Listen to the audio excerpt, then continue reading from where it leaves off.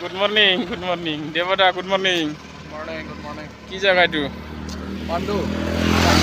পাণ্ডু এইটো পাণ্ডু যায় তাৰপিছত এইফালে জালুকবাৰী তাৰপিছত আপোনাৰ আমি ইফালে জালুকবাৰী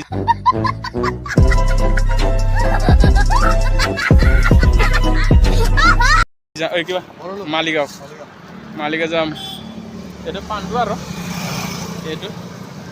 এইটো মালিগাঁৱৰ ব্ৰিজ বা বহুত 2 কিলোমিটাৰ হয় আহক দূৰ আছে এইটো মালিগাঁৱটো